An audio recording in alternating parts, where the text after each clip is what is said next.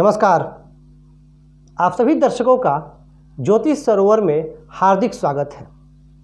अपनी आज की वीडियो में हम चर्चा करने वाले हैं सिंह राशि के वार्षिक राशिफल के बारे में। वार्षिक राशिफल के इस क्रम में अभी तक हमने चर्चा की मेष से लेकर के कर्क तक, और कुछ दर्शकों के मुझे कमेंट भी प्राप्त हुए, और जब आप लोग सराहते हैं या आप अपनी बात रखते हैं तो मुझे बहुत खुशी होती है। और ये आपके कमेंट्स ही हैं, ये आपके लाइक ही जो मुझे उत्साहित करते हैं और वीडियो बनाने के लिए और कुछ नया लेकर के आने के लिए। इसी क्रम में हमने एक शुरुआत की है वैदिक ज्योतिष के प्रचार प्रसार में, और जो इसको समझने का वैज्ञानिक दृष्टिकोण है उसके प्रचार प्रसार के लिए हमने एक चैनल शुरू किया है एस्ट्रोलॉजर डॉक्टर रवि राय के नाम से। यदि आप ज्योतिष जानने के इच्छुक हैं, सीखने के इच्छुक हैं, तो आप वहाँ भी आ सकते हैं और वीडियो को देख करके कमेंट कर सकते हैं, और वहाँ भी हम दर्शकों के प्रश्नों का उत्तर दिया करेंगे।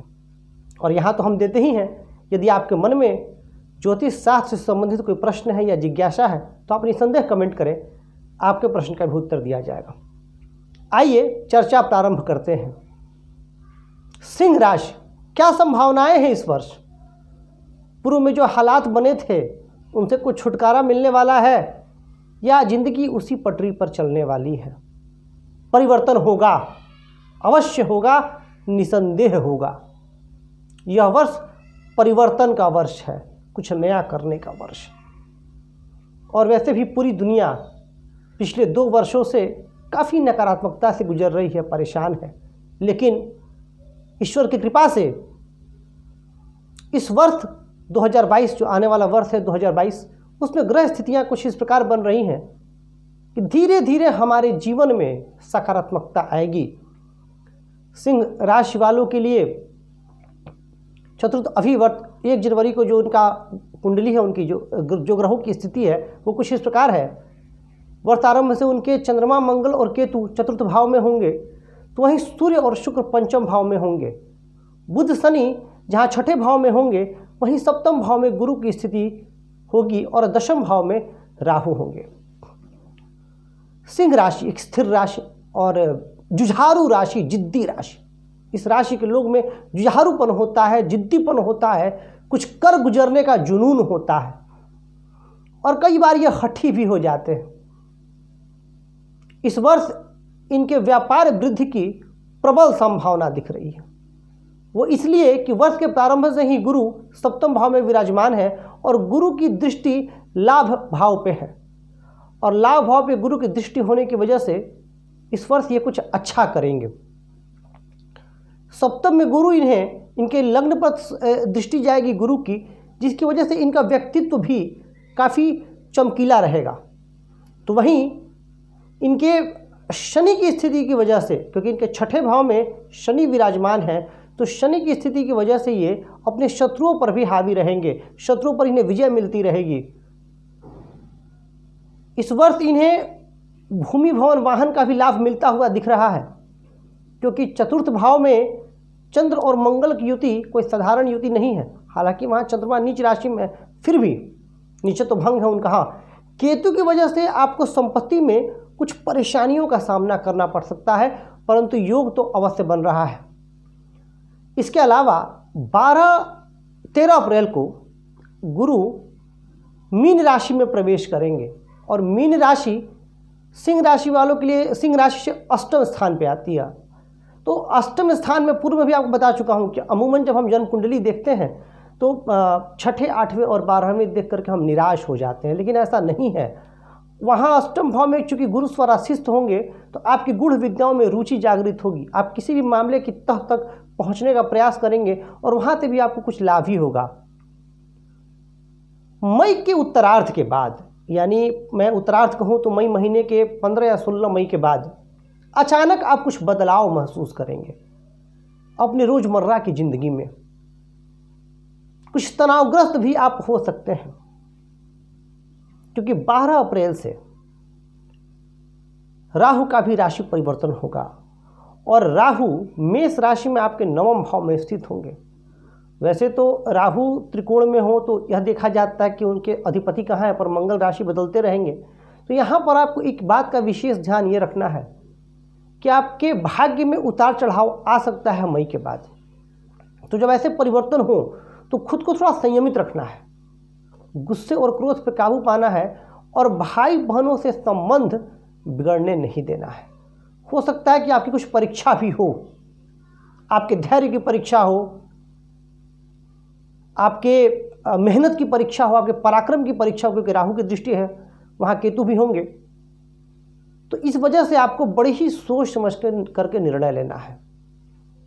इस वर्ष आपको कर्ज लेने और देने दोनों में काफ़ी समझदारी बरतनी है। यानी आप किसी को कर्ज दे रहे हैं तो भी बहुत सोच समझ कर दें, और ले भी रहे हैं तो भी बहुत सोच समझ कर लें, क्योंकि स्थिति आपके थोड़ी सी इस मामले में प्रतिकूल हो सकती है।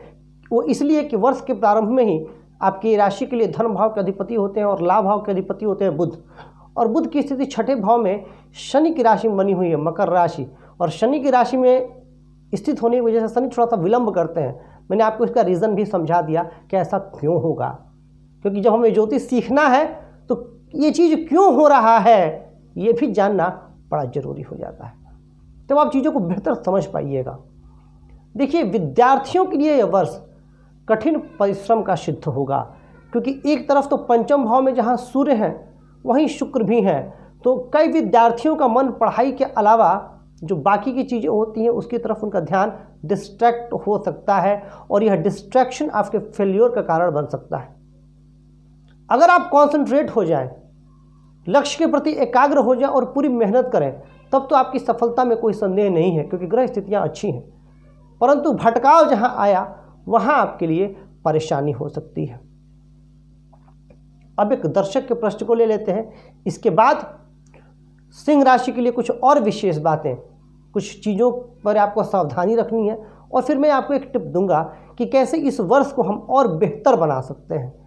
तो दर्शक के प्रश्न को ले लेते हैं। दर्शक का नाम है सूर्यवंशी जी, और इनका प्रश्न है कि इनकी तुला लग्न की जन्म कुंडली है और इनके अष्टम भाव में सूर्य, बुध, शुक्र और गुरु विराजमान है, तो इनको कैसा फल मिलेगा। देखिए सूर्यवंशी जी, अष्टम भाव पर मैं वीडियो बना चुका हूँ और मैंने बताया है कि अष्टम भाव का महत्व क्या है।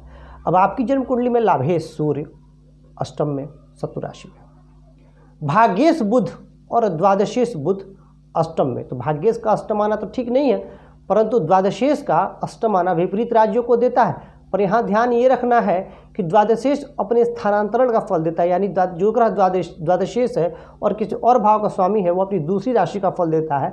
तो तुला लग्न वालों को नवम भाव का फल ज़्यादा मिलता है, तो यहाँ विपरीत राज्य बहुत ज़्यादा प्रभावी नहीं है। वहीं पर शुक्र की भी स्थिति बनी हुई है, शुक्र वहाँ स्वराशिस्थ है, लग्नेश है, लग्नेश को अष्टम होने का दोष नहीं लगेगा, यहाँ दीर्घायु देंगे शुक्र।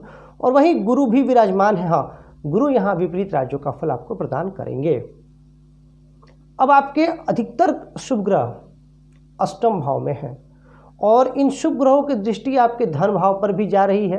धन भाव पर लग्नेश की भी दृष्टि जा रही है तो भाग्येश की भी दृष्टि जा रही है, पैतृक संपत्ति को मिलने का योग बन रहा है। हाँ, सूर्य वहाँ पर पिता से संबंधों में थोड़ा सा आपको मनमुटाव, मतभेद दे सकते हैं, या उनके स्वास्थ्य के प्रति आप चिंतित रह सकते हैं, यानी पिता के सुख में कहीं ना कहीं से कुछ कमी दिख रही है। हो सकता है आप लोग के विचार न मिले, तो आपको ध्यान ये रखना कि आप अपने पिताजी की खूब सेवा करें, फल आपको मिले जुले मिलेंगे।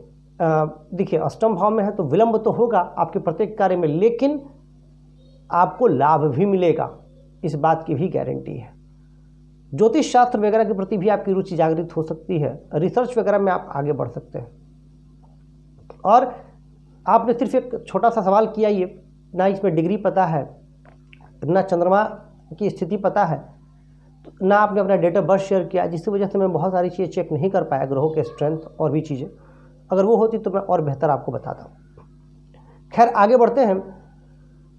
अब हम बात करते हैं सिंह राशि का। सिंह राशि के लिए यदि आप नौकरी कर रहे हैं तो निसंदेह इस वर्ष आपको नौकरी में पदोन्नति के, तरक्की के कई अवसर प्राप्त होंगे, लेकिन कई बार आप अपने खुद के स्वभाव की वजह से अवसर को छोड़ देंगे। या चूक जाएंगे। तो आपको विशेष सजग रहना है, सतर्क रहना है कि ऐसा कोई भी अवसर आए तो आप उस अवसर का लाभ लें। दूसरी बात जो मैं आप लोगों से कहना चाहता हूं, इस समय में आपको जिद्दी बिल्कुल भी नहीं होना है, एरोगेंट नहीं होना है, एग्रेसिव नहीं होना है, डोमिनेटिंग नहीं होना है। जी हाँ, इस बात को आप विशेष तौर पर ध्यान दें। सिंह राशि के कुछ जातक अपनी संतान को लेकर के काफी परेशान हैं। हो सकता है कुछ लोग की संतान से मनमुटाव चल रहा हो और कुछ लोग की संतान जिनका करियर बनाने का समय है वो गलत मार्ग पे जा रहे हैं। तो ऐसे सिंह राशि के जातकों को अपनी संतान से डोमिनेटिंग में बात नहीं करनी है। आप बैठिए, प्यार से उनको समझाइए, उनको थोड़ा समय दीजिए और धीरे धीरे उनकी काउंसलिंग कीजिए। अगर आप जल्दबाजी में आकर के कोई कठोर निर्णय ले रहे हैं तो आपको पछताना पड़ सकता है। इस बात का आपको विशेष ध्यान रखना है।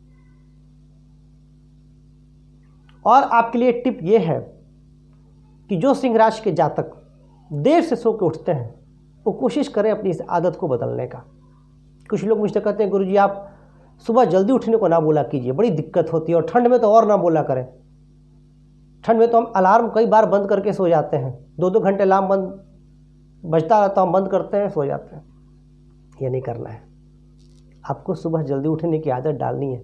कई लोग ऐसे हैं जो 11 बजे सो के उठते हैं, वो 1 घंटा कम करें। जो 10 बजे उठते हैं वो 9 बजे करें। कम से कम 5 से 6 के बीच आपको उठ जाना है और नहा धो करके आदित्य हृदय स्तोत्र का 3 बार आपको प्रतिदिन पाठ करना है, सुबह 5 से 6 या मैक्सिमम 7 बजे तक। उससे विलम्ब मत कीजिएगा। इसके बाद में कोई आपको स्पेस नहीं देने वाला हूँ कि 8 बजे भी कर लीजिए, 9 बजे भी कर लीजिए, नहीं। मैक्सिमम आपको 7 बजे तक कर लेना है। 6 महीना कीजिए, आप अपने अंदर आने वाले बदलाव को महसूस करेंगे और कमेंट करके मुझे बताएंगे भी कि गुरुजी हम में बहुत सकारात्मक बदलाव है। और इस बदलाव के लिए वो 6 महीने की तपस्या तो करनी पड़ेगी। तो इस आशा और विश्वास के साथ कि आप ये सुझाव मानने वाले हैं, अपने जीवन को बेहतर करने के लिए करने वाले हैं, आप लोगों से इजाज़त चाहता हूं और कहूंगा आपसे कि चैनल को लाइक करें, सब्सक्राइब करें, शेयर करके हमें अपना प्यार और स्नेह देते रहें। आज के बस इतना ही। नमस्कार।